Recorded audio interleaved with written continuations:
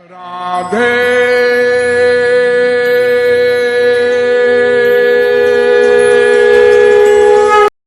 नारद भक्ति दर्शन में 84 सूत्र है। कुल टोटल 84 सूत्र।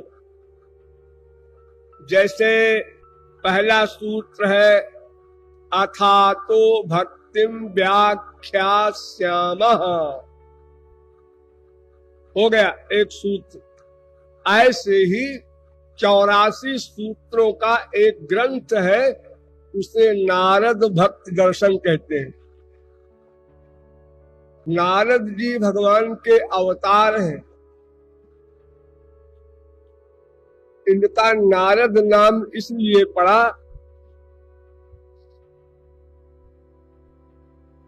कि नरसेदम नारम नारम द्यत इति नारदा।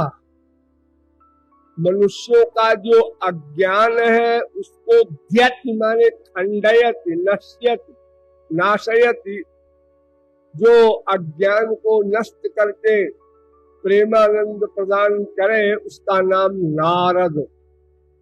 वैसे तो हमारे यहाँ वेदों में कर्म ज्ञान भक्ति 3 मार्ग है और इन तीनों मार्गों के लिए अनेक ग्रंथ हैं। अब आइए भक्ति में। भक्ति में नारद भक्त सूत्र, ये नारद भक्ति दर्शन और शांडिल्य भक्ति दर्शन, शांडिल्य मुनि का बनाया हुआ, और आंगिरस मध्य मीमांसा दर्शन, ये अंगिरा ऋषि का बनाया हुआ है। इसी को देवी मीमांसा दर्शन भी कहते हैं। इसका भी प्रचार कम है। और शांडिल्य दर्शन बहुत गूढ़ है। बड़े बड़े बुद्धिमानों का मस्तिष्क फटने लगता है। और नारद भक्ति दर्शन बहुत सरल है, गधा भी समझ जा। यानी नारद भक्ति दर्शन कलयुग के लिए बनाया गया है। यहाँ बहुत कम बुद्धि वाले लोग होंगे, ये लोग भी हृदयंगम कर ले, इस दृष्टिकोण से नारद जी ने बनाया। नारद जी का भक्ति दर्शन सबके अंत में बना है। पहले उन्होंने बनाया नारद स्मृति, इसमें कर्मकांड का निरूपण है। फिर बनाया नारद पांचरात्र, इसमें कर्म प्लस उपासना, यानी कर्म कंबाइंड उपासना दोनों मिला हुआ। और नारद भक्ति दर्शन बाद में बनाया प्योर भक्ति, केवल भक्ति, न कर्म की अपेक्षा, न ज्ञान की, न योग की। इसलिए सर्वोत्कृष्ट ग्रंथ माना गया। नारद जी को ब्रह्मा ने कहा था कि जिस प्रकार मनुष्यों में श्री कृष्ण की भक्ति जल्दी प्रकट हो, सर्वात्मन अखिलाधारे इति संकल्प वर्णय। संक्षेप में भागवत का और भक्ति का निरूपण किया था ब्रह्मा ने नारद से, और उनसे कहा कि इसको डिटेल करके विस्तार पूर्वक इसका निरूपण करो। और नारद जी ने भक्ति के आगे प्रतिज्ञा की थी, कलिना सदृशो लोके, कलयुग के समान कोई और युग नहीं है। युगो नास्ति वरानने, तस्मिन् स्वाम स्थापयिष्यामि गेहे गेहे जने जने। भक्ति बहुत दुखी थी कि कलयुग में हमें कोई स्वीकार नहीं कर रहा है। तो नारद जी ने प्रतिज्ञा किया था कि हम तुमको घर घर में, जन जन में पहुंचाएंगे। इसलिए नारद जी ने उसी दृष्टिकोण को लेकर ये नारद भक्ति दर्शन का निरूपण किया है। इस दर्शन का जो पहला सूत्र है, अथातो भक्तिम व्याख्यास्यामः। दूसरा सूत्र है सा त्वस्मिन् परम प्रेम रूपा। तीसरा सूत्र है अमृत स्वरूपा च। चौथा सूत्र है यल्लब्ध्वा पुमान् सिद्धो भवति अमृतो भवति तृप्तो भवति। और पांचवा सूत्र है यत् प्राप्य न किंचित वांछति न सोचति न द्वेष्टि न रमते नोत्साही भवति। पहले इन 5 सूत्रों पर विचार करो। इनकी व्याख्याएं बड़ी लंबी लंबी हैं। 84 सूत्रों की व्याख्या 84 वर्ष में भी मैं तो पूरा नहीं कर सकता, लेकिन संक्षेप में, क्योंकि आप लोग तो हमारे हैं, यहाँ पांडित्य प्रदर्शन करना नहीं है, समझाना है, इसलिए डिटेल में जाने की क्या आवश्यकता। डिटेल तो वहां होता है जहां ये दिखाना हो हम बड़े काबिल हैं। हम तो जैसे हैं आप लोगों को मालूम है, दिखावे तो बेकार, न दिखावे तो बेकार। आथो आता भक्ति व्याख्यास्यामः, इतने शब्द हैं। अर्थ शब्द का कोई मतलब नहीं है यहाँ पर, लेकिन मंगल वाचक है अर्थ शब्द और ओम शब्द। मंगल वाचक लिखने की परंपरा है, इसीलिए अथा तो धर्म मीमांसा, अथा तो कर्म मीमांसा, अथा तो ब्रह्म जिज्ञासा, सब आचार्यों ने अर्थ शब्द रखा है पहले। तो नारद जी ने भी रख दिया अपना अथा तो भक्तिम व्याख्यास्यामः। अर्थ के बाद दूसरा शब्द है अतः। अतः माने क्या होता है? इसके बाद उन्होंने कर्म का निरूपण किया नारद स्मृति में, फिर नारद पांचरात्र में कर्म प्लस भक्ति का निरूपण किया। वो भी कठिन लगा और स्पष्ट नहीं उनको संतोष हुआ, तो उन्होंने कहा कर्म धर्म और ज्ञान योग का चक्कर ये तो मिश्रित हो गया, उसमें मिलावट हो गई, जैसे देसी घी में डालडा मिला दो। तो उन्होंने कहा केवल भक्ति की व्याख्या करेंगे, ये अंतिम व्याख्या होगी मेरी, इसके आगे कोई तत्व ज्ञान नहीं है। इसलिए उन्होंने कहा आता हो। ये सिद्धा भक्ति का निरूपण करने जा रहे हैं, साधन भक्ति का नहीं। एक साधन भक्ति होती है ना जो आप लोग कर रहे हैं, और एक गुरु के द्वारा मिलती है अंतःकरण शुद्धि के बाद, उस भक्ति का निरूपण करने जा रहे हैं।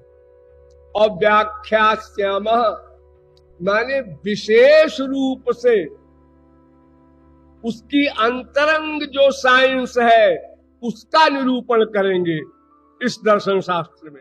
आप लोगों के 2 रूप है ना, एक बहिरंग, नाक कान आंख मुंह शरीर, बड़ा सुंदर लग रहा है, मुस्कुराता हुआ बैठा है, बड़ा अच्छा आदमी है, और जब उसके साथ व्यवहार हुआ, अरे तो बड़ा मक्कार है, बड़ा धूर्त है, बड़ा मूडी है, फिर ये सब आपको अनुभव होता है, ये भीतर वाला।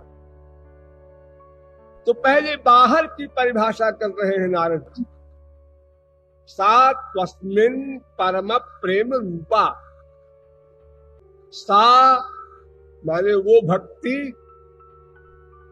त्वस्मिन् माने भगवान में, श्री कृष्ण में, परम प्रेम रूपा, प्रेम की जो पराकाष्ठा हो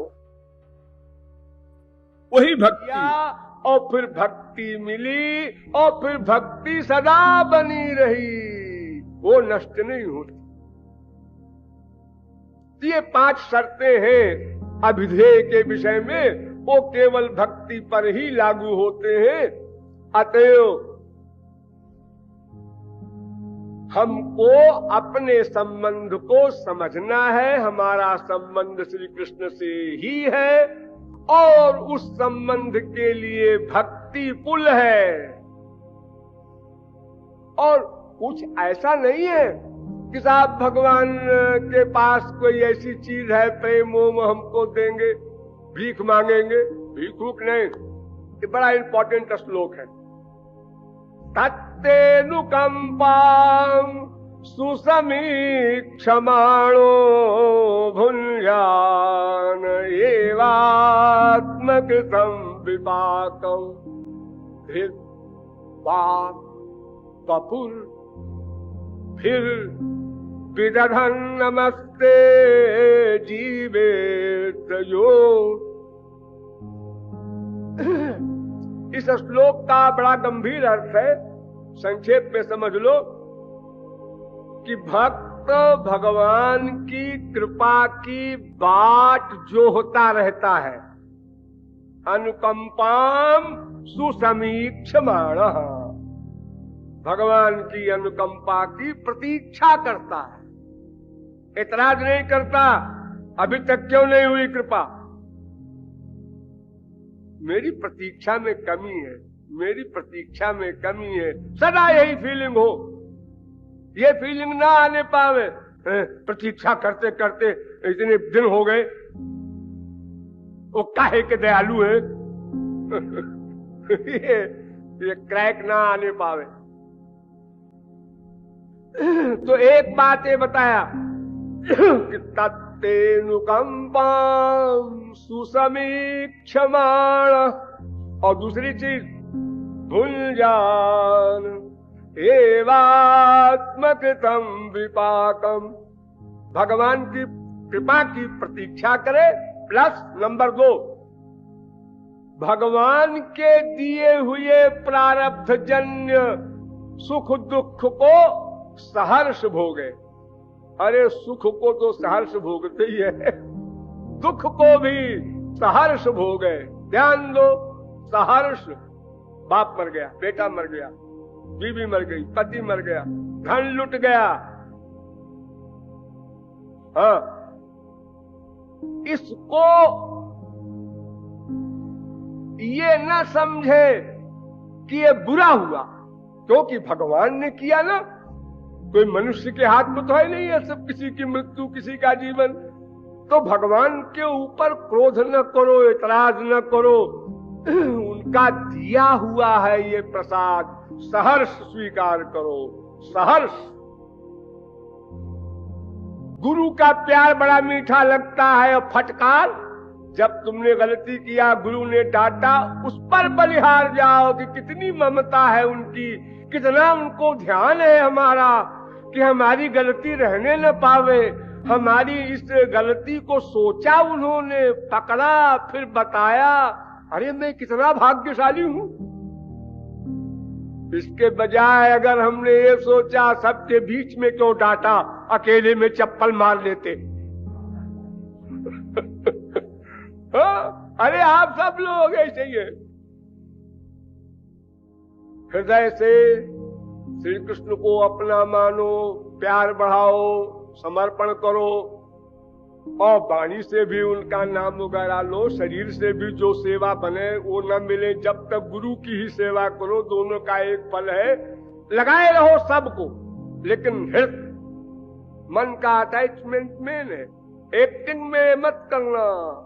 वैसे तो नथिंग से समथिंग अच्छा है एक्टिंग में भी, लेकिन वो साधना नहीं है। कोई गधा गधा कहे, कोई राम राम कहे, तो राम राम कहने वाला बेटर है, ये तो आप कह सकते हैं, लेकिन ये उपासना नहीं है जब तक मन का लगाव न हो। यानी ध्यान दो, अंतिम कंक्लूजन, अंतःकरण गंदा है, साधना भक्ति के द्वारा अंतःकरण शुद्ध होगा। जैसे ही अंतःकरण शुद्ध हुआ, वो आवरण गया 3 गुणों का, तो शुद्ध अंतःकरण में लादिनी, संधिनी, संविदात्मिका चित शक्ति का सत्व, विशुद्ध सत्व आपके अंतःकरण में आया और विशुद्ध सत्व ने राजनी, संधिनी, संबित तीनों शक्तियों की शक्तियों को लेकर अपना काम किया। तो राजनी शक्ति का सारभूत प्रेम है, वो अपने आप मिल जाएगा, आपको कुछ करना वरना नहीं है। इसका मनन मनन मनन चिंतन बार बार रिवीजन करोगे तब ये ज्ञान पक्का होगा। जितना पक्का होगा उतना ही आप ठाकुर जी के समीप पहुंचते जाएंगे। कि छठे सूत्र की व्याख्या हो रही है, यज् ज्ञात्वा मत्तो भवति स्तब्धो भवति आत्मारामो भवति। अर्थात जिसको जानकर जीव मत्त हो जाता है, स्तब्ध हो जाता है, शांत हो जाता है, आत्मा आराम हो जाता है कि श्री कृष्ण से ही जीव का एकमात्र संबंध है और कहीं संबंध है ही नहीं, क्योंकि उन्हीं का अंश है, उन्हीं का पुत्र है, उन्हीं से उत्पन्न हुआ है, लगभग उन्हीं के समान ही है। बनावटी नहीं है, कामनाएं तो बनावटी हमने बनाई थी, लेकिन ये तो हमारा ओरिजिनल रूप है, वास्तविक रूप है। जैसे कोई भी ज्वाला सूरज की ओर भागती है, ये कोई भगाता नहीं उसको, अपने आप भागती है। कोई भी जल, कोई भी नदी समुद्र की ओर भाग रही है क्योंकि उसका अंश है। तो इसलिए हमारा दासत्व का नेचर है, इसलिए कामना नहीं है। नहीं कोई कहे साहब आप जब स्वामी की सेवा चाहते हैं, ये भी तो कामना है। हाँ, अभी एक बारीक बात रह गई इसमें। हम स्वामी के कैंकर्य को चाहते हैं, इतने ही समझने से काम नहीं चलेगा। अभी एक और समझने की बात है कि स्वामी के सुख के लिए स्वामी की सेवा चाहते हैं, ये अंतिम कक्षा है। अपने सुख के लिए नहीं। अपने सुख की बात आई कि कामना आई, सीधी सी परिभाषा। अपने सुख की भावना आई तो उसी का नाम कामना। मनोग्राह्यम, जो मनोग्राह्य जगत की कामना करता है, क्योंकि वो असत्वात, नश्वर और दुखद है परिणाम में, इसलिए वो कुमनीषी है। लेकिन कुब्जा कुमनीषी नहीं है।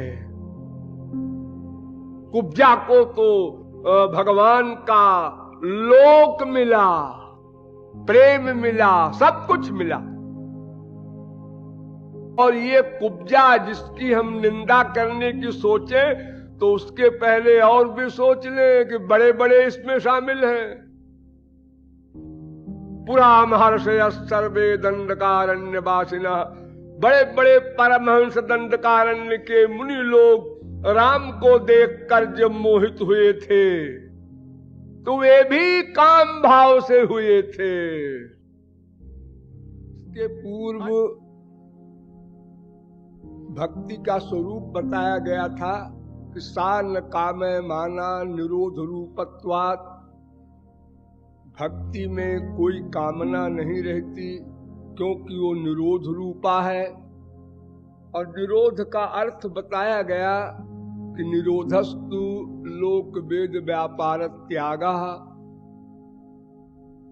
और दूसरी परिभाषा निरोध की गई तस्मिन् अनन्यता तद विरोध सुदासीनता। तो तस्मिन् अनन्यता माने भक्ति गुरु और भगवान में अनन्यता रहे, इसकी व्याख्या हुई। अब तद विरोध सुदासीनता यानी भक्त भगवान के जो विरोधी पदार्थ हैं उनसे उदासीन रहना। तो विरोधी पदार्थ कौन है, कैसे उदासीन रहना है, इसके लिए 11वां सूत्र सामने आता है।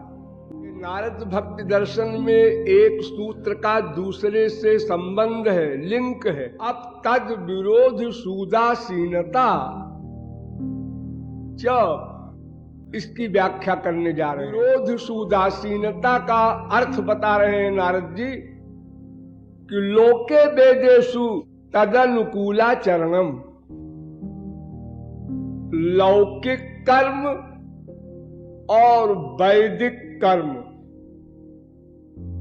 इन दोनों में हमारी भक्ति हमारे गुरु हमारे इष्ट देव के जो अनुकूल हो, हेल्पर हो, सहायक हो, बस उसी का आचरण करना है। पूरे वेद से हमसे मतलब नहीं, पूरे संसार से हमसे मतलब है। सा परानुरक्त ईश्वरे, जितने भी आचार्य हैं, कोई उसको प्यास कहता है, कोई उसको लालसा कहता है, कोई उसको वियोग कहता है, यानी वही एक जो हृदय के अंदर आग लगने वाली बात है श्याम सुंदर की याद में, वही मेन चिंगारी है भक्ति। वो नहीं तो सब गलत। तो नारद जी का ये कहना कि तद विस्मरणे परम व्याकुलता, बस इसको सदा मस्तिष्क में रखिए और सब भूल जाइए, कोई बात नहीं।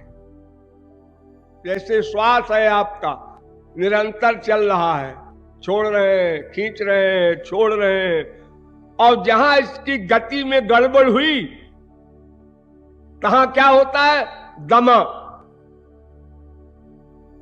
जब दमा हुआ तो दम घुटने लगा, तो व्याकुलता हुई, तड़फड़ाता है वो व्यक्ति।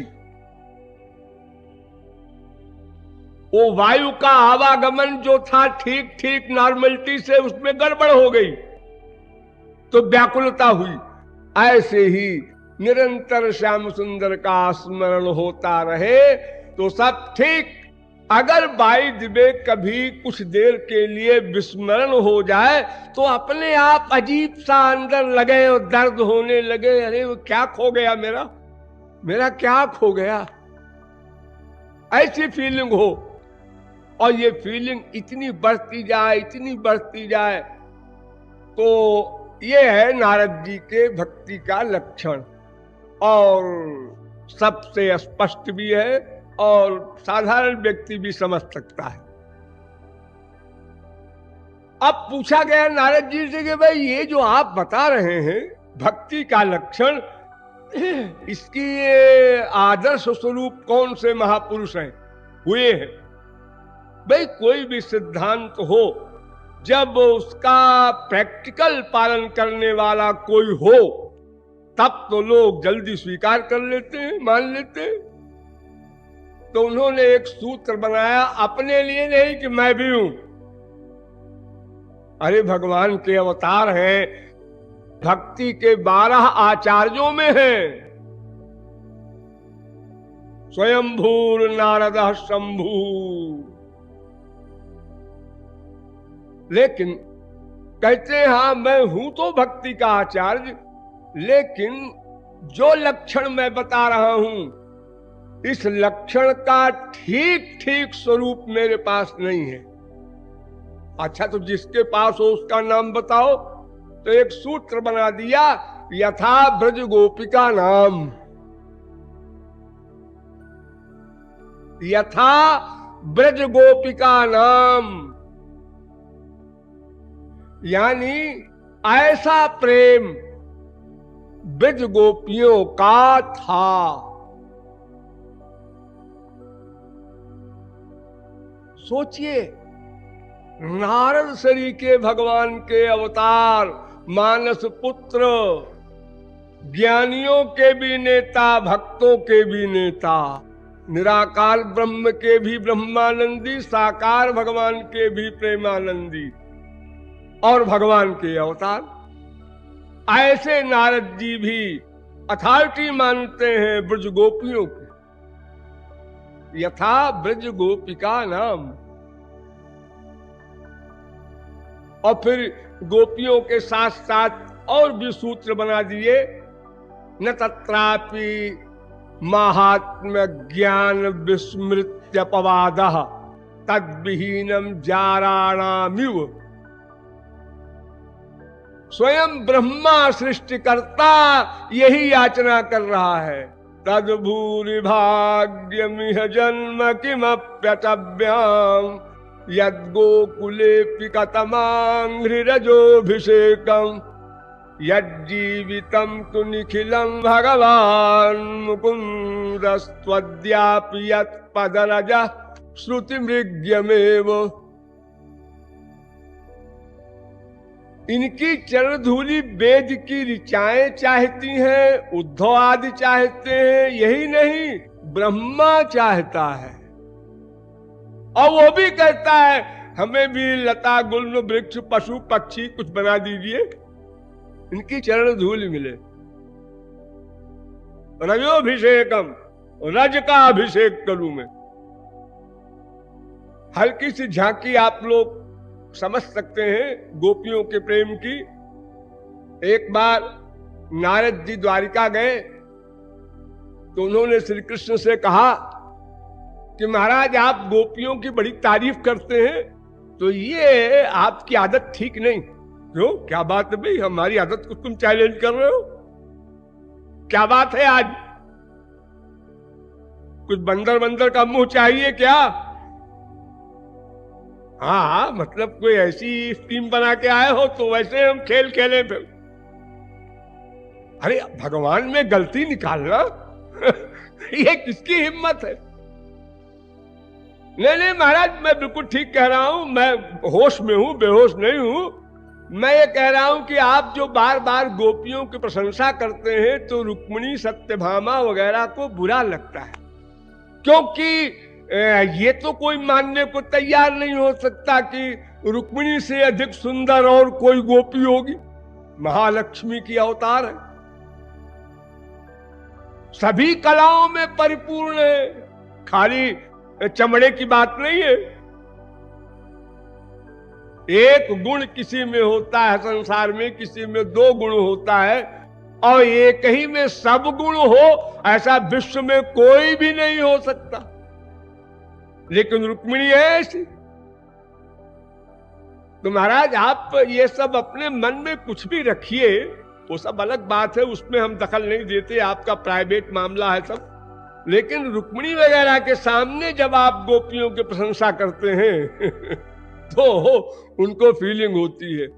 तो क्यों प्रशंसा करते हैं आप उनकी, क्या बात है आज बताइए आप। तो माता जी रुक्मिणी से कहते हैं नारद जी, मैं ठीक कह रहा हूं ना? हाँ हाँ बिल्कुल नारद जी, आज इसका फैसला होना चाहिए। लिफ्ट मिल गई। अब क्या है, नारद जी एक बीच में, और नारद जी ऐसे हैं कि वो श्री कृष्ण के भक्त भी हैं और श्रद्धेय भी हैं।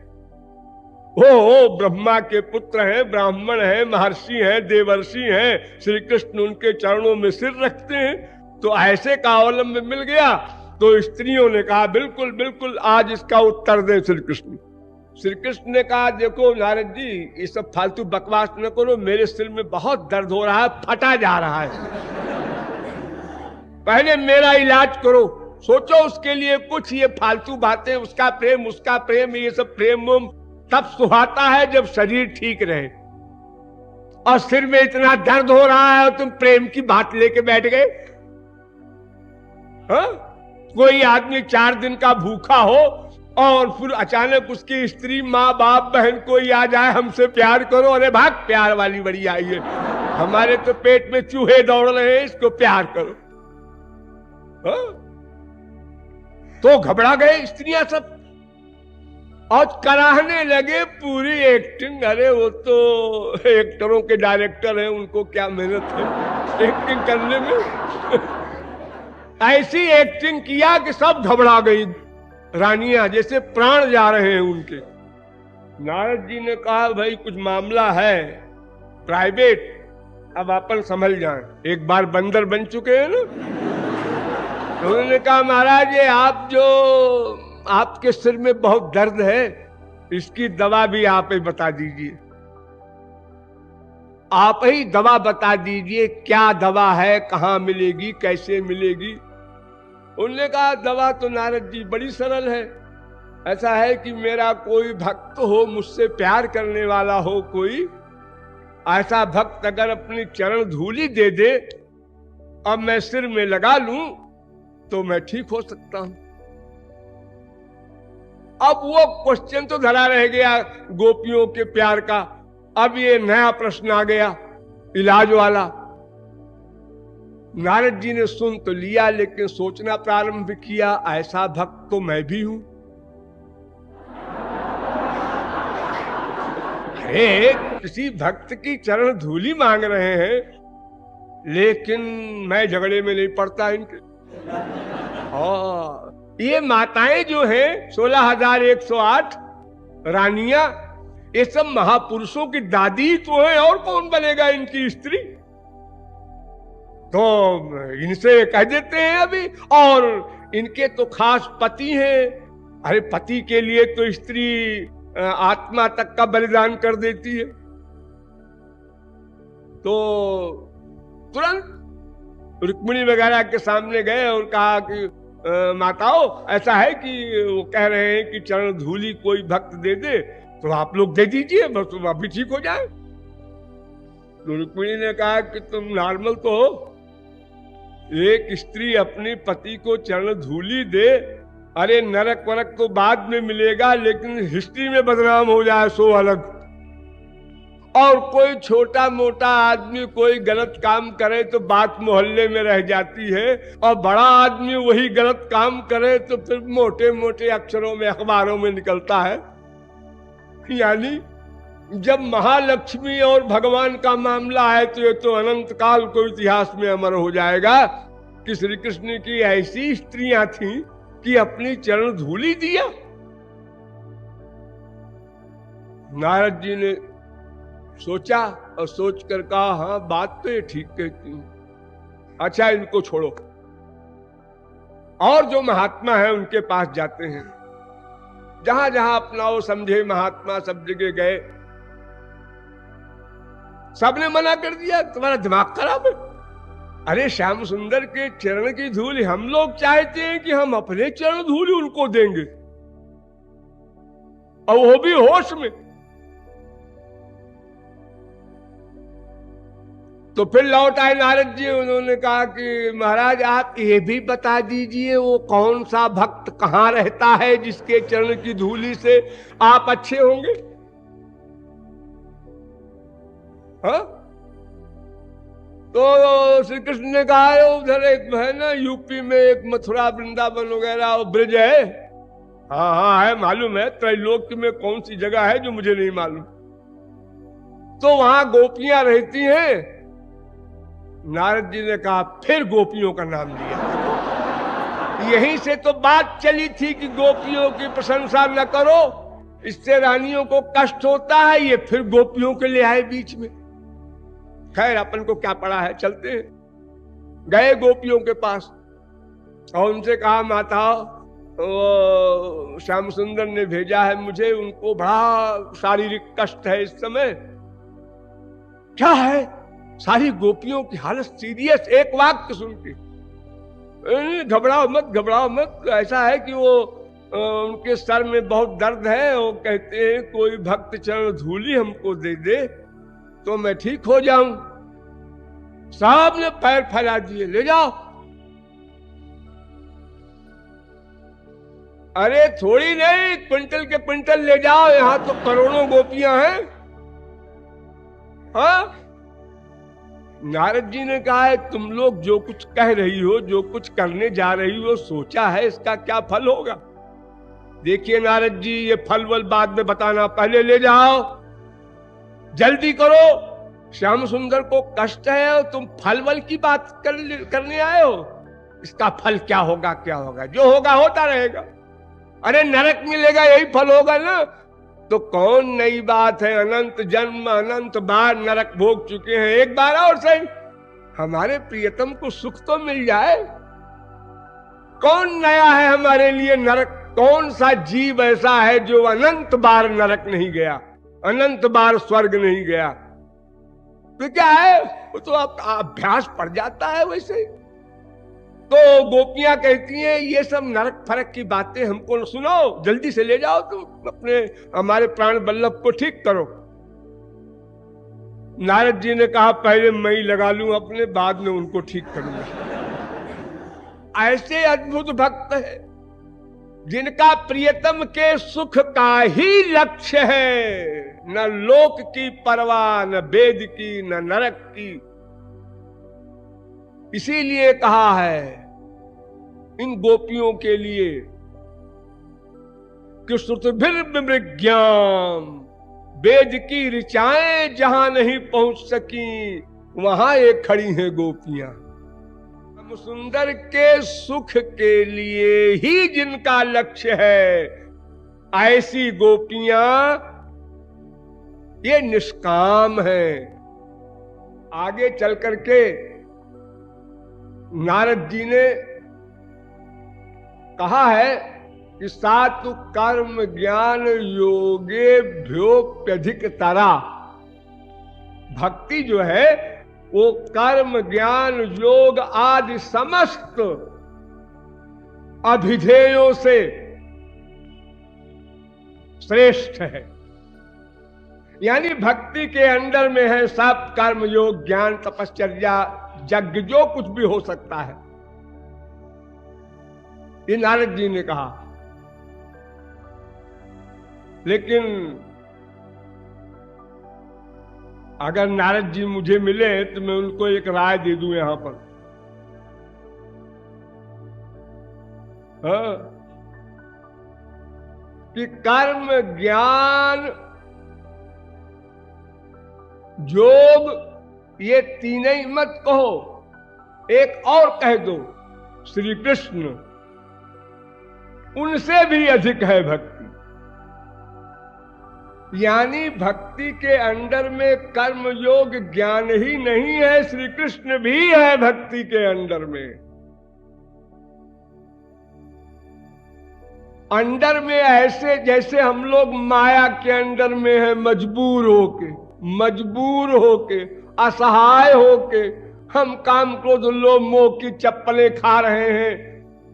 अनंत भगवत कृपाएं होते हुए भी उसका लाभ नहीं ले रहे हैं।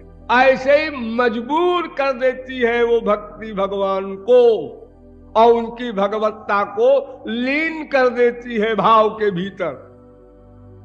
आप लोग समझ गए होंगे कि वो भक्ति भगवान से भी बड़ी है। उसके बिना कोई कर्मी ज्ञानी अपने लक्ष्य को नहीं प्राप्त कर सकता।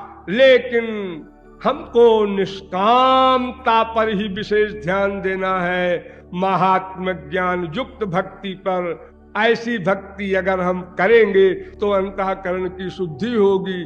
फिर गुरु कृपा से दिव्य प्रेम मिलकर हम अपने अनंत कालीन भविष्य को आनंदमय सुखमय बना सकेंगे। शेष फिर कभी बोलिए वृंदावन बिहारी लाल की।